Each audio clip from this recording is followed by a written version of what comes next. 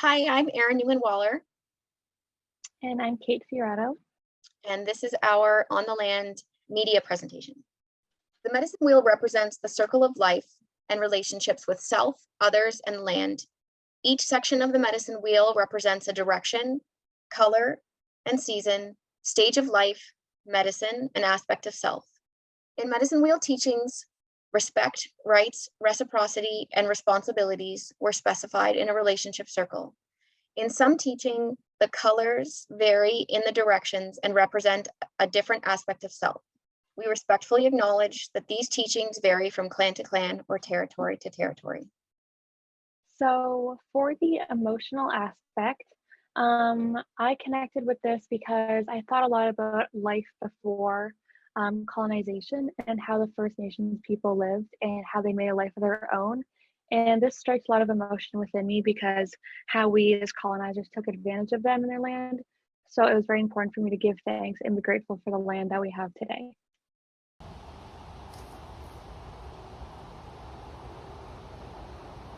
So the spiritual aspect of self was something that I struggled with a little bit. It just made me think, what is spirituality? For me, it's more about a feeling than a specific religion. It's about connection. It's where you come from or your culture. I grew up in a home where we believed that there was a greater power, but we did not put a face or a name to it. We attended church for community. I grew up with the teachings to respect everyone, be honest, kind, and loving. Looking back, it is reminiscent of the seven grandfather and grandmother teachings. In the Doctrine of Discovery, Stolen Lands, Strong Hearts, Dr. Martin Broken Leg says the fastest way to disorient any population is to disconnect them from the land. The land is the source of identity, where the food and medicine comes from, and how they self-sustain. So, for the physical aspect, I connected with this because there was a lot of warmth and sun on that day, which represents um, that particular part. And it also made me think of the rawness of the earth and how grateful I am to have that, and how hard the First Nations people work to have that. For me, I really enjoyed this walk. It was much more physically uh, demanding than I had anticipated. I don't think that Kate or I was prepared for the big walk up the drumlin, but the view from the top was beautiful with the changing autumn leaves. For me, I tried to walk through the forest, especially with the curiosity of my toddlers. So thinking about what might have been living underneath the fallen logs, and then watching the bugs and insects. So the bees flying from flower to flower and the butterflies dancing in the breeze.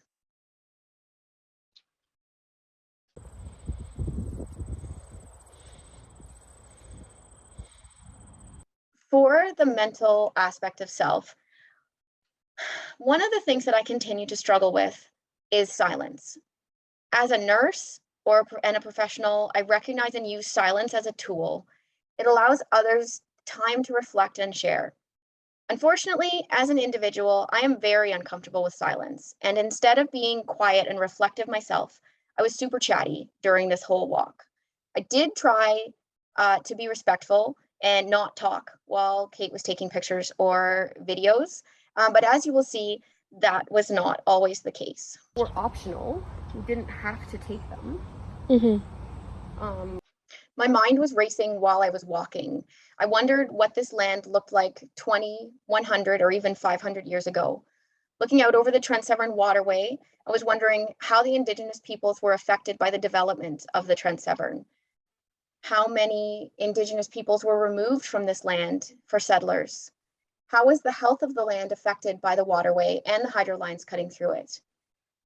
I had just watched Colonization Road, and it made me think about Shoal Lake 40, which is an Indigenous community that was moved off their traditional lands for the development of an aqueduct to deliver fresh water to Manitoba.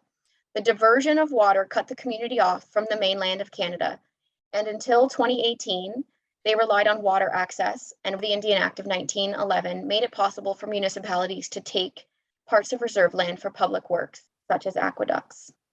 Now that I know all these things, what will I do with them? So I believe that it's very important to first acknowledge our privilege and be grateful for the land that we have. I believe also that we have to try and reconcile what has been broken over the years. And for me, this means not taking advantage of our natural resources, treating nature well, as well as educating myself and others on reconciliation and what they can do to help. According to the medicine wheel teachings, in order to live a happy and healthy life, you need to have harmony in all aspects of self. So unfortunately for me, the imbalances in my mental and emotional self made it that I was not able to connect with the land. What do I do now? I don't have an answer to that question yet. I'm still working through a lot of the mental and emotional struggles that have been brought up because of the content that I'm learning in this course. I just want to keep learning and share the information with my family and with my friends, with my coworkers, so that we can start to do better.